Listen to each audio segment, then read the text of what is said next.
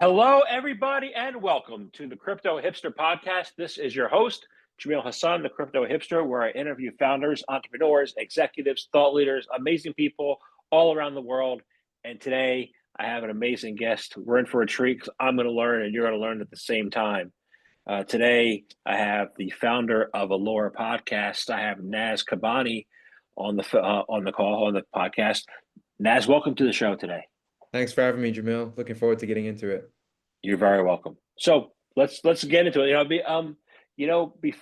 Before this season, because as I told you right before we started, I had this amazing show. There's season 7 called Shooting from the Hip. I had 10 amazing guests. They were like some of my best shows. I'm looking forward to this conversation we're about to have. So let's kick things off. I'll ask you first. What is your background, and is it a logical background for what you're doing right now? The short answer is no. The longer answer is, so I grew up in the UK, and was born and raised in Manchester, England. And from the ages of 6 to 18, I was playing for Manchester United and Manchester City, the youth teams. And so I was pretty much very close to playing professional soccer, before kind of getting guided by my parents and maybe myself, because I realized I wasn't going to be the best player in the world, like, Cristiano Ronaldo or things like that. And so I ended up joining college, like going to college in America to continue play soccer, with aspirations to go play professionally, but also to get kind of a good degree. Ended up going to U Chicago, and so I ended up doing that. And then kind of, halfway through college, I started my own company, my first company, and then at the same time, was playing soccer for the soccer team. And then whilst also, during the midway through college, the Lebanese banking crisis happened, which changed my perspectives on, pretty much changed the course of my life so far. That was when I ended up getting deep into crypto, and we can go into, all the more reasons why that ended up happening. But that was kind of a big turning point in my college life. And then post college, obviously joining Paradigm and going like deep down into the rabbit hole of crypto, as you can imagine. And then all that lead me to be where I am now, which is quitting Paradigm and starting my own company and podcasting, which has seemingly no relationship to crypto, but it might do in the long term, that's for sure. I like to think of podcasting and crypto as a support industry. A lot of Yeah, people don't respect the support industries, but they will someday. well, So 100%. Well, one of my theses is that crypto is going to revolutionize podcasting over the next 10 to 15 years, that most people don't really realize or understand how. So we can get into that as well, later down the line, if that's something that interests you too. oh, I do want to get into that, but I do want to get into. So you said something. You said U of Chicago, which as a school is not too shabby. It's a great school. So but you learned about the Lebanese banking crisis, through experiencing it. So I want to, find out, what first of all the backdrop of how that affected you, what it was all about, how that affected. I can tell you about the U.S. one because I was at AIG back in 2008, so I can Oh, tell you wow. all about the banking crisis here, but I want to hear about the Lebanese banking crisis. Yeah, sure. So personally, my mom was born and raised in Lebanon. She grew up there. She lived through the war there. And so I have very strong family ties to Lebanon. I go around once every Christmas. And so basically what happened was, like, Lebanon is a country that's constantly in wars. And it's always trying to fund itself to, be in war with other countries that are either trying to attack it or it's trying to get territory in other countries. And so what ends up happening when countries go into wars is they go into debt to fund those, excursions, or to fund weapon building and stuff like that. And so the government went into debt, and it needed a place where it could use money to fund its wars in different countries, and civil wars too, like against opposition parties, for example.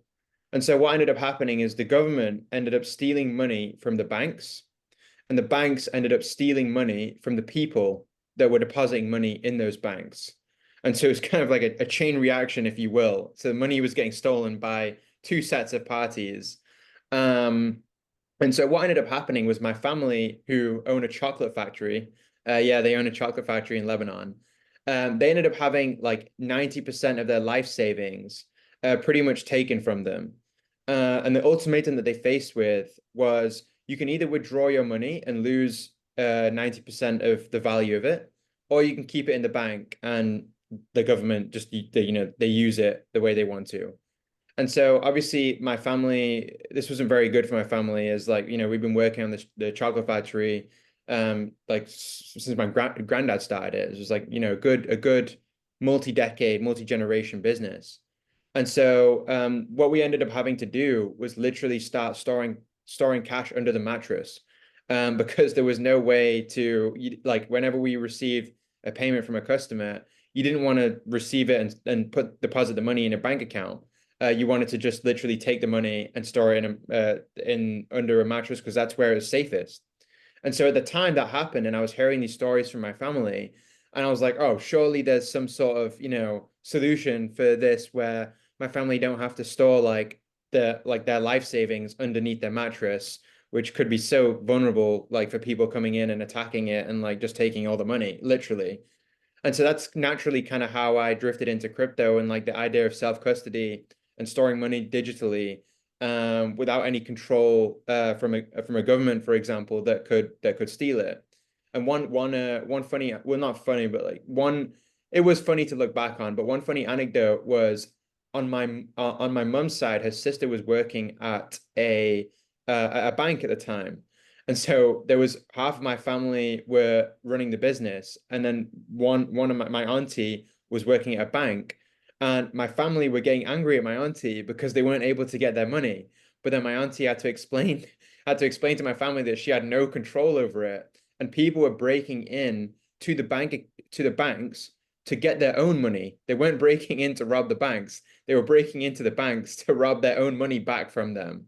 So that was kind of just like a high level of like the craziness that was going on at that time in Lebanon.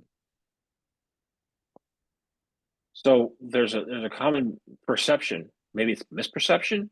They say gold is for war and Bitcoin is for flight, but it seems like Bitcoin.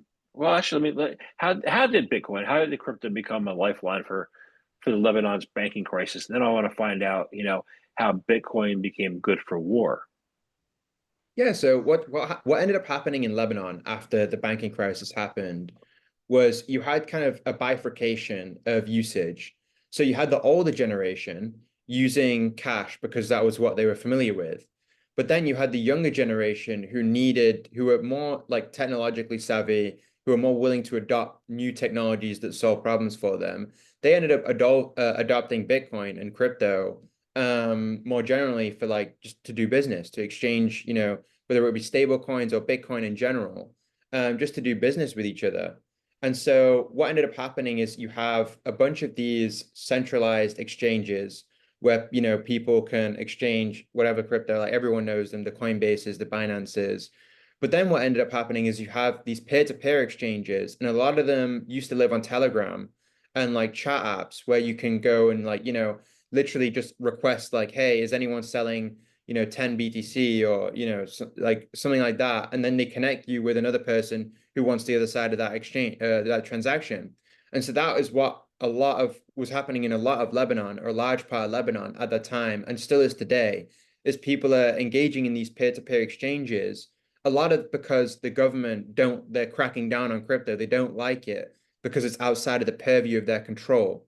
And so that's kind of what you're getting with the younger generation who are more tech forward, but they can't be stopped. That's the beautiful thing is that these peer-to-peer exchanges, no one's in control of them. Obviously, there's a level of trust that you have to have with the other person. But by and large, these groups are very trustworthy because otherwise there's no other option for these people aside from losing all of their money if they deposit the money in a bank. You remind me a little bit of Ukraine, you Yeah. know, where you have the older generation with the cash and the younger generation building infrastructure for the. So in addition to just peer to peer exchanging, like over there in Ukraine, they have it's really a smartphone and a wallet. Like their whole identity is on a smartphone. It's a state of in a smartphone, right? So how is Lebanon similar. I mean, Lebanon is similar in the sense that all you really need to access crypto in Lebanon is an internet connection and a phone or a laptop. And so in that regard, like the access to crypto is the same from a technology standpoint. And I guess that like from a Ukraine to Lebanon situation, like they are both in wars currently, and they both need crypto to sustain themselves as a country. I'd probably say the one difference between the two countries is that 30% of Lebanon's economy is fueled by remittances, which I don't know if it's the same for Ukraine's, but a large part of the Lebanese economy is fueled by people sending money back home to their families. And so doing it via crypto means that the government is not able to take, like 30% of, it's not able to control 30% of the Lebanese economy, which is obviously a substantial amount. And I'm not familiar with all I know is about Lebanon. That's a huge part of the economy, and it's one of the highest remittance countries. And so that's a big difference between the two. But that being said, the similarities are evident that crypto is playing a huge role in both countries, in both wars that they're experiencing. Yeah. So the fact that Bitcoin is only for flight is a misnomer. So the use of crypto blockchain as for a digital identity, what have in digital identity use cases? What have been the breakthroughs in Lebanon for that? So in terms of a The use digital of digital identity, identity.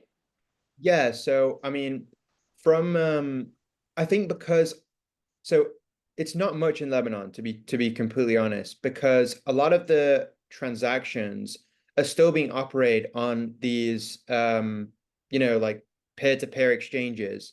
And so it's still a lot about like, do you trust this person? Who do you know?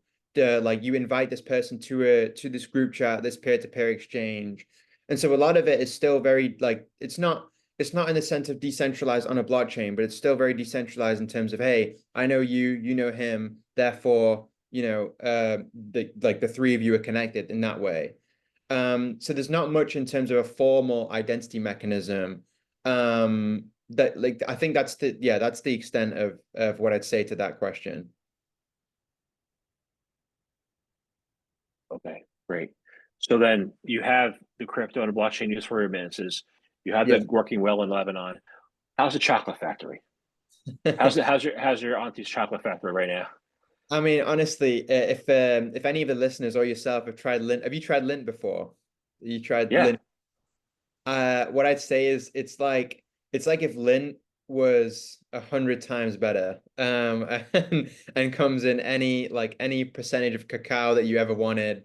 It's literally like the Charlie and the Chocolate Factory, and I had the pleasure of going to visit. Like, they keep the family secret, the family recipe secret, obviously, so that no one ends up copying it. But I was lucky enough to go and like visit the chocolate factory over in Lebanon. And thank God for crypto that my family is able to carry on running the business, because I my one of my goals in life is to bring it across the pond to the US and the rest of Europe too. Bring the chocolate across the world, right? Yeah, yeah, yeah. I mean, people just need to experience this at some point in their lives, because I can't have any other chocolate again now that I've tried, that I had that consistently. So it might be a curse rather than a blessing, to be honest. No, I've had some good chocolate. I went to Santorini, Greece, and there's this thing called Luca Modus, like donut balls. All right, so downtown, and the guy had a pastry shop. Well, the pastry shop was the front for his bookie business, but he was injecting the Luca Modus with chocolate, and it was like so good. My wife and I were there like an hour. We didn't want to leave, you know. So I'm glad your auntie's still in business, you know.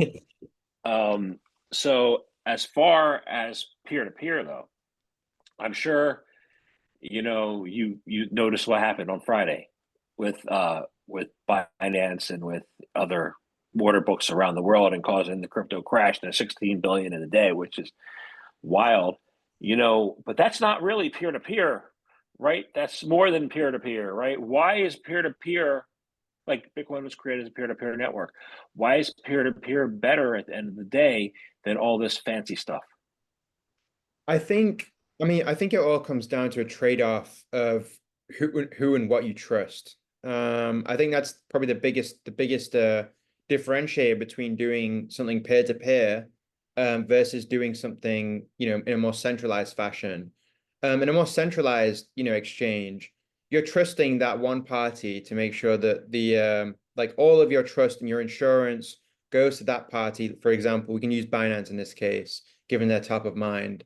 When you exchange on Binance, you're entrusting them with one, custodying your funds, and then two, making sure that the other person on the other side of that exchange, whether it's Binance or another entity, is delivers what you have requested. And so and then the good thing about that is if it doesn't work out, you can always complain to Binance and, their company policy may offer you a refund or they have some sort of guarantee on some funds. However, the issue with that is that if something does go wrong on the on the other side of it, then you also could be left with nothing. And if a crash happens a la FTX, you could be left with no money and losing a lot of your. Again, it's the same concept of trust that happened with the Lebanese banking crisis. Like if you entrust your money with someone and they lose it, you are powerless to stop it. And so that is kind of like how I see a centralized exchange working. On the opposite side, a peer-to-peer exchange, you custody your own money and you exchange it with someone and you make that decision about who you exchange that money with. So what that means, simply put, is that you are in control and the only person you trust is really yourself and your own judgment. And so that is probably the biggest difference between a peer-to-peer exchange and a centralized exchange is where the trust lies. And if you're confident and you're comfortable in trusting your own self and your own judgment, then using a peer-to-peer exchange is far safer. However, if something does go wrong on the person on the other side of the peer-to-peer transaction is a bad actor, then you only have yourself to blame in this case. So Binance and other centralized exchanges in this way, they help shift the blame and put the blame on them if it doesn't work. Versus if you use a peer-to-peer exchange, the only person you can blame is yourself if it doesn't work out. Because you can't, there's no way of getting a hold of the other person and forcing that person to give you what was owed if you are engaging in a transaction. So yeah, happy to dig deeper wherever on that one. We will.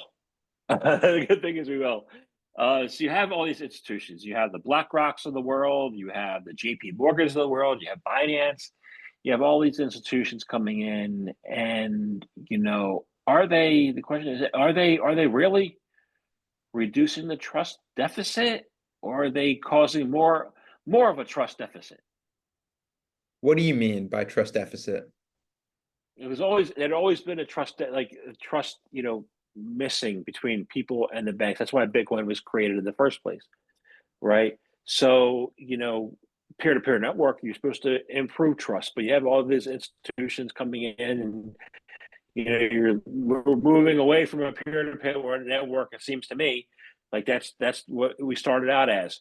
So now you have to trust an institution. Doesn't that defeat the purpose of crypto? Or are you saying that Bitcoin's peer-to-peer network is alive and well, and being strengthened? Where are we at? Yeah, I mean, I think Bitcoin's strength only increases when the trust between like people engaging with the centralized institutions diminishes. So, for example, this is why you're seeing kind of adoption in third world countries much more prevalent than first world countries like the US, because the trust in the institutions in those third world countries, aka Lebanon, Venezuela, where the government can just ultimately print however much money that they want, and so can the institutions too, who are basically collaborating with the government in this case. They're pretty low in trust with those institutions, and those are the places where you see Bitcoin as a great need for these people. And so, that's what I'd say is like where trust is low with the larger institutions, that's where you see Bitcoin increase. So, the more crises we see in the US, for example, like 2008 and like all the other many banking crises that have happened, you will see more and more people start to really open their eyes up and be like, oh, can we really trust these institutions? Do they really have our best interest in mind? All these questions that will be circling for some people right now, but over time, the more bad things, the more dubious activities these institutions engage in, more and more people will be forced to adopt Bitcoin out of necessity to preserve their savings. And it might be a bit dramatic right now as we look and like we're about to enter like one of the biggest AI crypto bubbles that we've ever experienced. But the bubbles don't always last. Well, they never last. And so, it's always important to have that in mind that these institutions may look very trustworthy now, but as I've seen in Lebanon and other countries, they don't always remain trustworthy forever. To say I'm in Lebanon, or say I'm in Turkey, say I'm in Venezuela, or Yeah. anywhere, Yeah. and I'm a regular retail person, and I don't know if I should trust technology. I don't know how to trust myself. Like, what advice would you tell them to get started to how to trust themselves and trust in this peer-to-peer network so that they Yes. can? Yeah, so the first thing I'd say is find a trusted friend who does use the technology, because there's no easier way to learn than learning from someone else who's actually doing it. And so, like the classic, yeah, I mean, that's how I learned pretty much most things in my life, is just find someone who knows more than me about that and just start asking them questions and start seeing what they see and doing what they do. And so there's a lot of young people in Lebanon that are currently very savvy with how to use crypto. And so if you're someone who doesn't know how to use crypto, just look at how people are using it and sending payments and what apps they're using, like anything. And I think, if you don't have any friends because you're on your own or anything like that, then just reading about what people are using and how they're using it and trying out for yourself. Obviously, don't put all of your life savings into like testing out an application, but like a really small percentage of it just to see how a transaction works, or who receives it on the other end, or how you organize a transaction with a third party that you don't know, like off of Binance, or a peer-to-peer exchange. And so just try things out, with very low stakes to begin with, and get comfortable with it, because you're not going to be comfortable with something that you don't understand.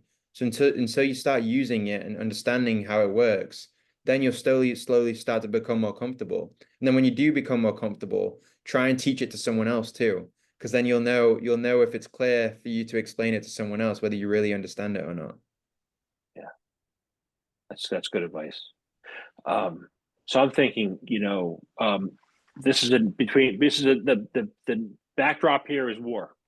Okay, Yeah. this past week, President Trump went to the Middle East. Looks like they're brokering peace deals and be peace going forward. How do you think Bitcoin and crypto will fare in a time of peace and prosperity? Is it still relevant, or does the crypto go away? What do you think? That's a really tough question. I think I think it just depends on how honest the institutions are, in the times of peace and prosperity. We're lucky enough to have a very long span of peace and prosperity in the US relative to other countries. And we see Bitcoin prospering in the US, not from necessarily not from a life-saving standpoint, but more so from a speculative standpoint. So the technology can still proliferate in a country, even if there's time for peace and war, because something that's remained constant throughout the history of humanity is that people love to gamble and speculate. And so, it's human nature for people to try and hedge against or speculate and predict what's going to happen in the future and put their money where their mouth is. So I think in the countries where there is peace and prosperity, we have examples of first world countries that don't necessarily have wars at the rate that the third world countries do, or their economy is not collapsing. But you're still seeing crypto being adopted. It's just not as essential to the lives of those people, which I think is something that you see that's prevalent today. Yeah, I agree. I agree. So one of the things that happened when we talked about Binance is one of the things that happened is, some people lost all their money this past weekend. Some people took their lives, unfortunately. It's very sad, you know. Yeah. So what's the words of encouragement you have? Like, and some people have made mistakes over the years. I've made mistakes and lost money, right? What words of encouragement would you have to those people who might be down right now to come back and say, you know what, stick in there, it'll be okay. What words of encouragement do you have for them? Yeah, so I mean, I listen to the Founders podcast a lot by David Senra. I think it's a great podcast. And one of the things he said recently, which really resonated with me, is he said usually the best founders have the most mistakes under their belt. And if you look at a mistake as a setback, it's going to be really hard to learn from it. But if you look at as a mistake that you've made as a lesson, then and you keep teaching yourself stuff constantly if you keep making mistakes. And so the bigger the mistake, obviously the harsher the lesson will be. But hopefully if you view it as a lesson, you're able to just literally, it's like a class, it's like a course. You learn from it and then you don't do it again. And that's probably the biggest advice that I've had that I've taken and I try and use in my life is, there's no such thing as a setback. There's just lessons. And if you can accumulate enough lessons and learn from them, then you'll hopefully avoid making those same mistakes in the future. And obviously you'll make different ones and then learn those lessons too. So it's kind of a never-ending cycle, sadly. Yeah, I know. uh, I'm not going to make a mistake with my next question, though. And I told you we're going to get into it. You said it early on. Yeah. You believe that crypto can revitalize the way that podcasting is done. Yeah. What's your vision for podcasting in that 10 to 15 years we say is going to be revitalized? Yeah, so I think Mark Andreessen famously said like one of the biggest sins of the internet was advertising as a business model. And what ends up happening when ads are being used is it ends up making the experience so much worse for the person using the product, both in a direct way and an indirect way. So a direct way would be like, hey, you literally have to watch like 2 minutes of ads before you watch a YouTube video. And no one wants to do that because the ads are usually terrible. The indirect way is that the content that ends up being posted on these platforms ends up being extremely attention grabbing and not really useful to you. But they need to be attention grabbing because that's what these algorithms are optimizing for. And so you end up with, one, a bad user experience because you see ads, and two, a bad user experience because the content is being guided by the business model. And so what I see for crypto is a different way to monetize products on the internet. And to solve this problem of, hey, you no longer have to see ads and the content will be now useful to you because it's not being catered to advertisers. And so that's kind of like a really high level of how I see the internet shaping up in the next 10 to 15 years. And you're seeing a small glimpse of it right now on products like ChatGPT. Like, for example, there are no ads on ChatGPT right now, which is amazing and it's great and it's useful. However, like you open up Instagram and there's ads everywhere, and it's so frustrating to just look at, like at least from my perspective. And so I see crypto as an alternative business model to ads that can actually scale and power the next Web3, as people love to talk about.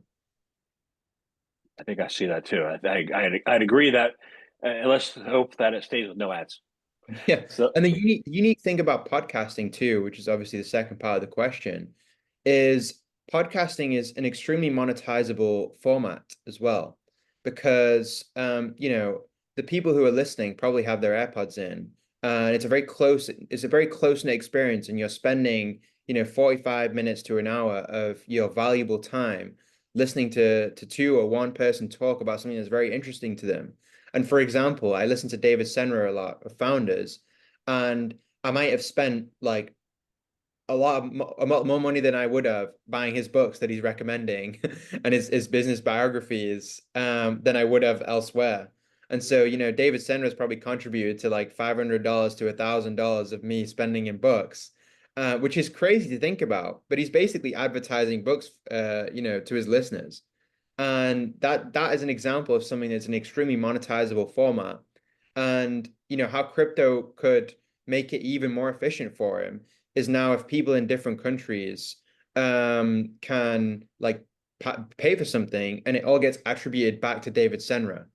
And so now, because you have a transparent ledger, you can track, okay, like Bob has paid, $200 for $50 for a book in the south of in South Africa, for example. And because it's all in the same payment system, you can attribute that payment to a link that's, maybe sent by David Senra. And so it enables this global, because we have now a global payment system, you attribution becomes a lot easier across borders. And so now the market for David Senra is no longer in the US. It's global because he has a global payment system at his fingertips. But obviously this doesn't come without, the technology becoming easier to use, and proliferating more than it is right now. We're still so early. Makes sense. Makes sense. Interesting. So, one of the things I usually do for my guests is I ask the second question is about their company. So I want to ask you about your podcast. I didn't do that yet.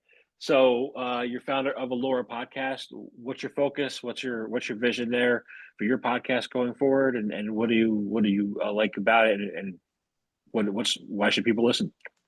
Yeah, so Alora Podcasts is a platform that makes it easier for people to find podcasts. So if you enjoy listening to podcasts and you find yourself listening to three or four podcasts that you end up going back to every time, we make it easier for you to find different podcasts to listen to and stuff that would interest you. We use a whole bunch of tech underneath it, and we're building it for a while too.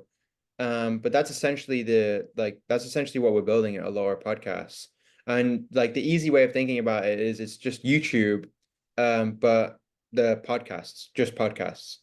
So that's pretty much what we're building, and we're already starting to see some traction, which has been great. And hopefully we'll only go up from here. Sounds good to me. So I want to thank you very much for your time today. I enjoyed speaking with you. Um, my last question is really easy. How can people find out more information about you, about Alora Podcast? How can they, have any more words of wisdom that people could take, from this show from you? You can find me on Twitter, at Alora Podcasts. And yeah, that's pretty much, I'm pretty low key online, but feel free to follow me on LinkedIn, Naz Kabbani, NASSOUHKABBANI.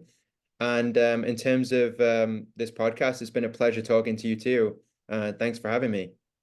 Yeah, awesome. Thank you very much for your time today. Appreciate it.